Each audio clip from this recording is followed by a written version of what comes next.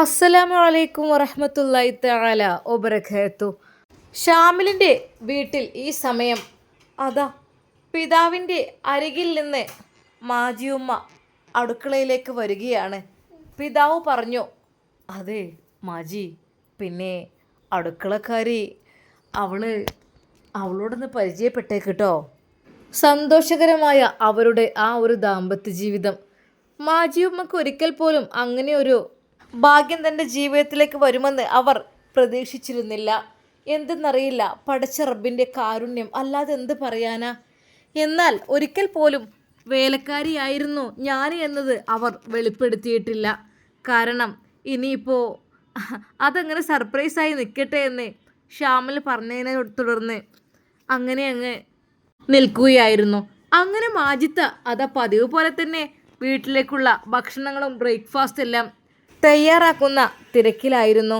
അല്പസമയം കഴിഞ്ഞപ്പോൾ എല്ലാ ഫുഡും കാര്യങ്ങളും അവർ സെറ്റാക്കി ഡൈനിങ് ടേബിളിൽ കൊണ്ടുവന്ന് വെച്ചു. മോനെ ഷാമിലിനെ വിളിച്ചു. മോനെ ഉപ്പയെ വിളിക്കടാ. ആ ഉമ്മ. അപ്പോൾ തന്നെ അതാ ബാപ്പ വരി ഫുഡ് കഴിക്കാൻ. ആ അങ്ങനെ അതാ അവർ ഫുഡ് കഴിക്കുവാൻ വേണ്ടി ഇരുന്നു. ഭക്ഷണം കഴിക്കാൻ തുടങ്ങുകയാണ്. ആദ്യം തന്നെ ഉപ്പ ആ ചായ എടുത്തു കുടിച്ചു. ബിസ്മില്ലാഹിർ റഹ്മാനിർ റഹീം. ഓ എൻ്റെ പെണ്ണേ, ഈ ഒരു ചായ അത് ഓൾ ഉണ്ടാക്കുന്ന ചായയാണ്. അവൾ പോണതിന് മുമ്പ് ഈ ചായ ഒന്ന് നീ പഠിക്കണം കേട്ടോ. എങ്ങനെയെന്ന് വെച്ചാൽ അതായത് ഇതുകൊണ്ട് കുടിക്കുമ്പോൾ എനിക്ക് വല്ലാത്തൊരു ഉന്മേഷമാണ്. നീ ചോദിച്ചു നോക്കണം അവൾ പോകുന്നതിന് മുമ്പ് കേട്ടോ. പോകുകയാണെങ്കിൽ അല്ലേ അവിടെ നിന്നോട്ടെ. നല്ല രസമല്ലേ, ഒന്ന് കുടിച്ചു നോക്ക്. ആ ഇക്ക ഞാൻ കുടിച്ചോളാം, നിങ്ങൾ അതെങ്ങനെ? അത് പറഞ്ഞാൽ പറ്റില്ല. ഞാൻ അവളുടെ കൂടെ കുടിച്ചോളാം. ഓ അതിനെന്താ, ഈ ഇവിടെ ഇരിക്ക്. ഓളും വിളിച്ചോ. കുറേ കാലമായില്ലേ ഒളിഞ്ഞും പാത്തൊക്കെ നടക്കണത്. ഇവിടെ വന്ന് ഇരിക്കാൻ പറയും. നീ വിളിച്ചാൽ ഓള് വരും. പിന്നെ ഞാനൊന്ന് വിളിച്ചാൽ പിന്നെ ഓള് വന്നിട്ടില്ലായിരുന്നു. ചെല്ലേ വിളിച്ചു നോക്ക്. സ്നേഹത്തോടെ ആ പിതാവ് വിളിച്ചു. എന്നാൽ അപ്പോൾ തന്നെ ഉമ്മ പറഞ്ഞു, വേണ്ട, ഇഷ്ടമില്ലാത്തവരെ വിളിക്കേണ്ട, ഇഷ്ടമുള്ളവർ വന്നിരുന്നോട്ടെ. ആ അതും ഒരു കാര്യം തന്നെയാണ്. എന്നാൽ ഇതിക്ക കടി കഴിക്കേ, ഇതാ കറി ഒഴിക്കട്ടെ. ആ നല്ല പാലപ്പാണല്ലോ ഉണ്ടാക്കിയിട്ടുള്ളത്. എടി ഇതിൻ്റെ റെസിപ്പി ഒന്ന് പഠിക്കാൻ കേട്ടോ. ഇതുപോലെ ഉണ്ടാക്കാൻ നിനക്കും അറിയാതിരിക്കൊന്നുമില്ല. ഇൻഷാ അല്ലാ ഞാൻ പഠിച്ചുകൊണ്ടിരിക്കാം. അങ്ങനെ അവരെല്ലാവരും ചായ കുടിക്കുന്നതിനിടയിൽ ഇനി അവളെ വിളിച്ചോ, ഞാൻ എണീറ്റ് പോയിക്കോളാം. ഞാൻ എണീറ്റ് പോയാലേ അവൾ ഇങ്ങോട്ട് വരുമോ? അതെ, എൻ്റെ മുന്നിക്കൊന്നും വരൂല, അത്രക്ക് ബഹുമാനമാണ്. ഞാൻ എണീറ്റോളാം. ഇക്ക നിങ്ങൾ അവളെ പോയൊന്ന് വിളിച്ചു വരുമോ? അവൾ പോയൊന്ന് വിളിച്ചു വരികയാണെങ്കിൽ തീർച്ചയായും അവൾ വരുമായിരിക്കും. നീ എന്തേ പറയുന്നത്? എൻ്റെ മുഖത്തേക്ക് നോക്കുകയോ എന്നെ ഇതുവരെ കാണുകയോ അവൾ ചെയ്തിട്ടില്ല. പിന്നെ ഇപ്പോൾ ഞാൻ അവളെ പോയി വിളിച്ചാൽ എങ്ങനെ വരാനാ? എന്നാൽ ഇക്ക് ചെല്ലിക്ക. എന്നാൽ അതാ ആ പിതാവ് കൈ കഴുകി. ഒന്ന് തൊണ്ട എനിക്ക്. അതെ, ചായ എടുത്തു വെച്ചിട്ടുണ്ടല്ലോ, എല്ലാവർക്കും ഒരുമിച്ച് കുടിച്ചൂടെ? അത് മാജി കാത്തിരിക്കുന്നുണ്ട്.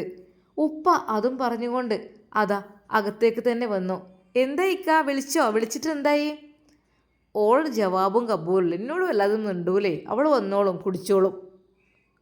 മാജിത്തയുടെ ആ ഒരു വാക്ക് കേട്ടപ്പോൾ ഉപ്പ പറഞ്ഞു, എന്നാലും പാവമാണ് കേട്ടോ, നമുക്ക് വേണ്ടത് നമ്മുടെ മക്കൾക്ക് വേണ്ടിയതെല്ലാം ചെയ്തു തരുമായിരുന്നു.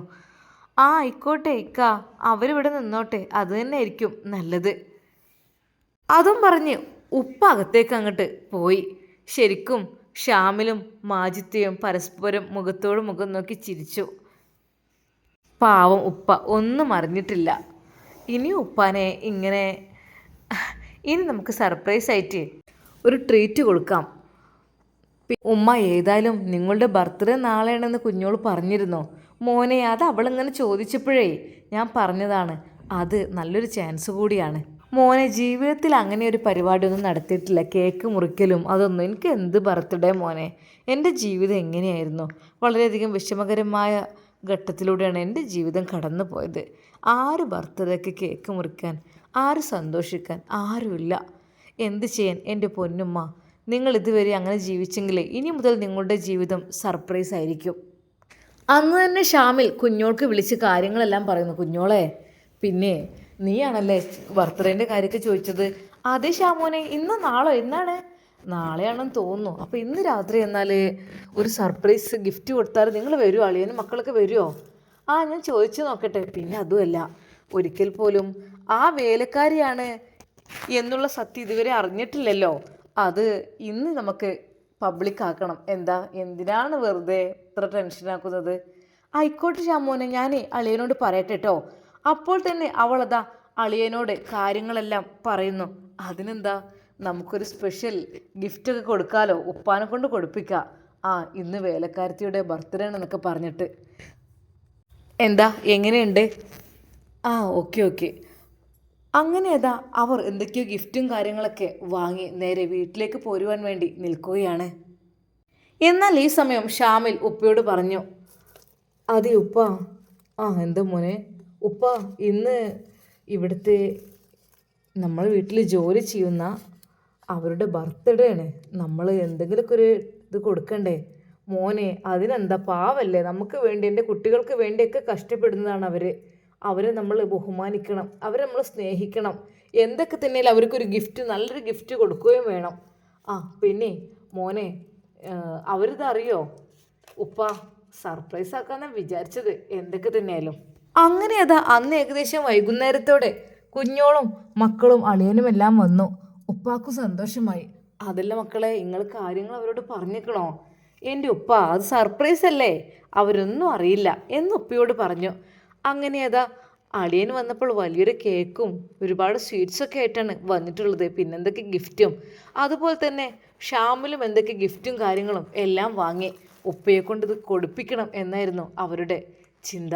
എന്നാൽ ഈ സമയം ഉപ്പ, മക്കളെ ഒരു കുറവും വരുത്തേണ്ട, പാവമാണ്, അവരുടെ കാര്യത്തിലൊക്കെ നമ്മൾക്ക് വേണ്ടി അത്രക്കും ത്യാഗം സഹിച്ചില്ലേ, അപ്പോൾ നമ്മൾ ഒട്ടും കുറവ് വരുത്തണ്ട, എൻ്റെ വകയുണ്ട് ഒരു ഗിഫ്റ്റ് എന്ന് പറഞ്ഞുകൊണ്ട് ഉപ്പയും നീട്ടി ഷാമിലിന് നേരെ. ഉപ്പ, ഇതൊരിക്കലും എൻ്റെ അടുത്തല്ല തരേണ്ടത്.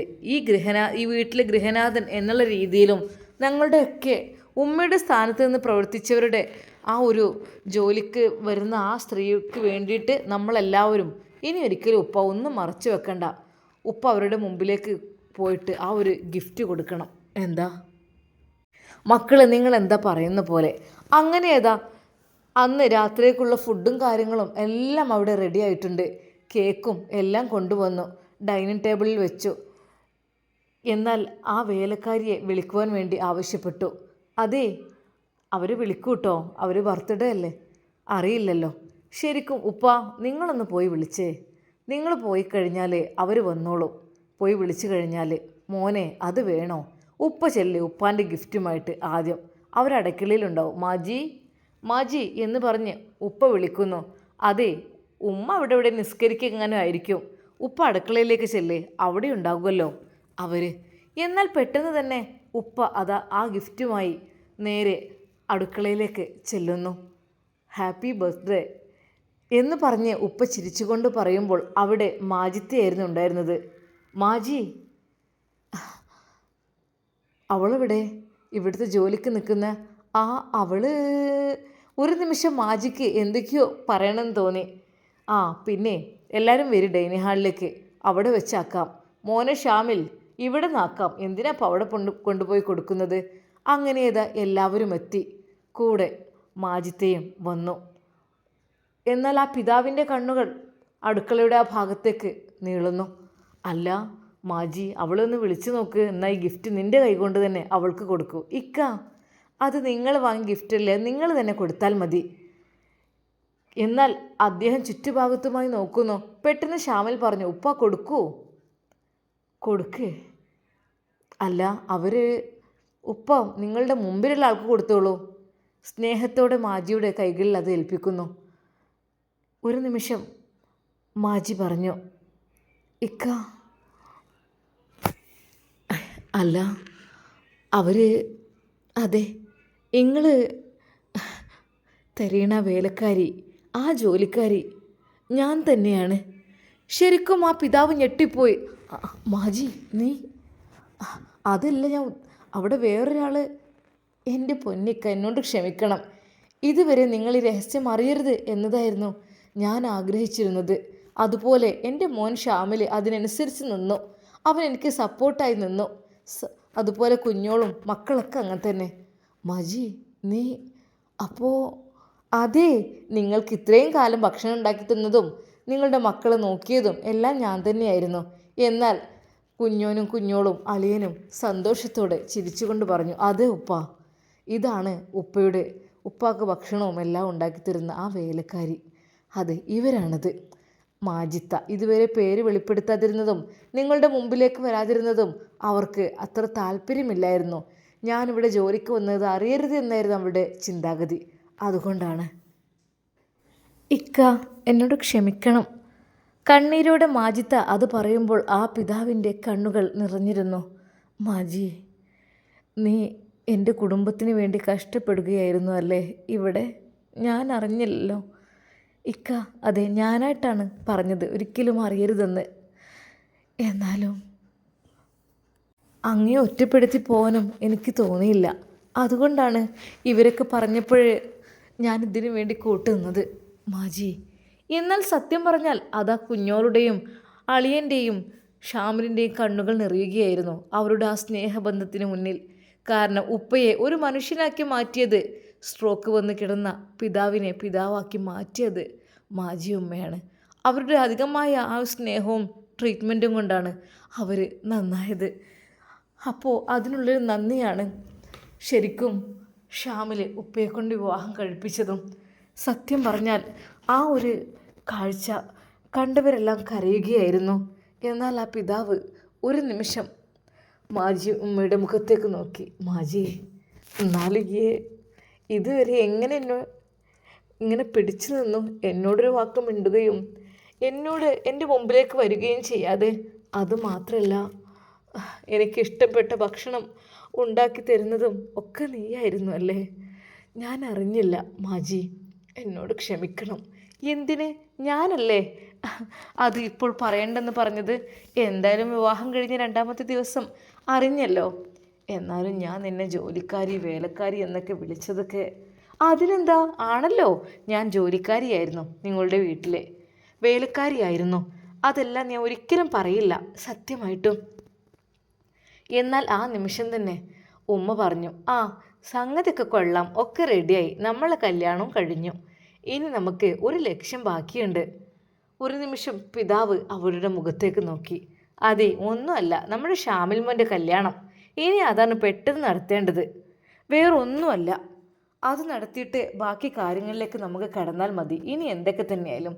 സത്യം പറഞ്ഞാൽ അതാ മാജിയും അത് പറഞ്ഞപ്പോൾ ആ പിതാവ് അവരെ നോക്കി. അതാ മാജിയുമ്മയെ തൻ്റെ നെഞ്ചോട് ചേർത്തു. അത് കണ്ടപ്പോൾ ഷാമിലിനും വല്ലാത്തൊരു സന്തോഷം. പക്ഷേ തൻ്റെ വിവാഹക്കാര്യത്തെക്കുറിച്ചുള്ള ചർച്ച വന്നപ്പോൾ ഷാമിലിന് അല്പം ഒരു ടെൻഷൻ തോന്നി. മോനെ ഷാമിൽ, ഉമ്മ വിളിച്ചു. എന്തോ ഉമ്മ?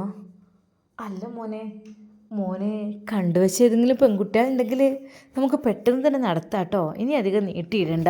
എന്നാൽ അളിയനും പെങ്ങളും ഉപ്പയെല്ലാം അത് ശരിവെച്ചു. അതെ, ഇനിയും ഷാമിലിനെ നീട്ടിക്കൊണ്ട് പോകണില്ല, അവൻ്റെ പെട്ടെന്ന് നടത്തണം.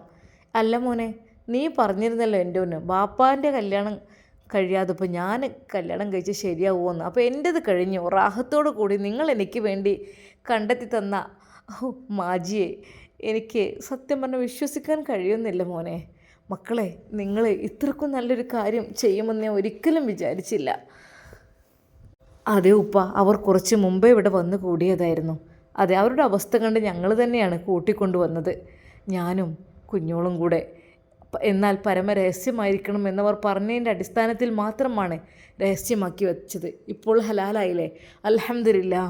അതെ, ഞങ്ങളുടെ പ്രിയപ്പെട്ട ഉമ്മയായി മാറി. മക്കളെ, അപ്പോൾ എൻ്റെ പൊന്നുമോനോട് എനിക്ക് പറയാനുള്ളത് ഒന്നുമല്ല. അപ്പോൾ ഇതൊക്കെ റാഹത്തോടു കൂടി കഴിഞ്ഞു. ഇനി എൻ്റെ മോൻ്റെ വിവാഹമാണ്. അല്ല, ഉമ്മ എന്നോട് ചോദിച്ച പോലെ ആരെങ്കിലും മനസ്സിലുണ്ടോ? ഉണ്ടെങ്കിൽ അത് തുറന്നു പറയട്ടോ, ഒന്നും ആലോചിക്കണ്ട, വേഗം കണ്ട് കെട്ടിക്കന്നെ. എന്തേ? ശരിക്കും ഷാമിലിൻ്റെ മനസ്സിലേക്ക് ഒരേ ഒരു മുഖം മാത്രമായിരുന്നു അപ്പോഴും കടന്നു വന്നത്, തൻ്റെ പ്രിയപ്പെട്ട ബുഷിയുടെ തേങ്ങിക്കരയുന്ന മുഖം. അതെ, അവൾക്ക് ആദ്യം രക്ഷ കൊടുക്കുക, എന്നിട്ടെൻ്റെ വിവാഹം. ബാപ്പയുടെ കാര്യം കഴിഞ്ഞു, സമാധാനമായി. ഇനി ബുഷിയെ രക്ഷിക്കുക എന്നതാണ് എൻ്റെ ആദ്യത്തെ ലക്ഷ്യം. അവളുടെ വിഷമങ്ങളും ബുദ്ധിമുട്ടുകളും പ്രയാസങ്ങളും എല്ലാം അത് അവളോട് ചോദിച്ചറിയുക, എല്ലാം. എന്നിട്ട് അവൾക്ക് ഇഷ്ടപ്പെട്ട ജീവിതത്തിന് വേണ്ടി അവൾക്ക് സമ്മതം കൊടുക്കുക. അതാണ് ഇനി എൻ്റെ അടുത്ത പ്ലാൻ. അതുകൊണ്ട് തന്നെ ബുഷിയെക്കുറിച്ചുള്ള കൂടുതൽ വിവരങ്ങൾ അറിയുവാൻ വേണ്ടിയിട്ട് അതാ ഷാമിൽ പുറപ്പെടുവാൻ നിൽക്കുന്നു. മറ്റെങ്ങോട്ടുമല്ല, ബുഷിയുടെ സ്വന്തം വീട്ടിലേക്ക്. അവളുടെ ഉമ്മയുടെ കാര്യങ്ങളെല്ലാം ഒന്ന് തുറന്ന് പറയുവാൻ വേണ്ടി അവൻ വിചാരിക്കുന്നു. എന്നാൽ ഈ സമയം അതാ അൻഷിഫ് ഡോക്ടർ ഉമ്മയുടെ കാര്യങ്ങളെല്ലാം പറഞ്ഞ് വീട്ടിലേക്ക് വിട്ടതാണല്ലോ. ഇനി എന്തായിരിക്കും പ്രതികരണം? ഷാമിൽ ഇത് ഉമ്മയോട് പറയുമ്പോൾ ഉമ്മ എന്ത് പറയും? നമുക്ക് കാത്തിരുന്ന് കാണാം. അതുവരേക്കും എല്ലാവർക്കും അസ്സലാമു അലൈക്കും വറഹ്മത്തുള്ളാഹി തആല വബറകാതുഹു.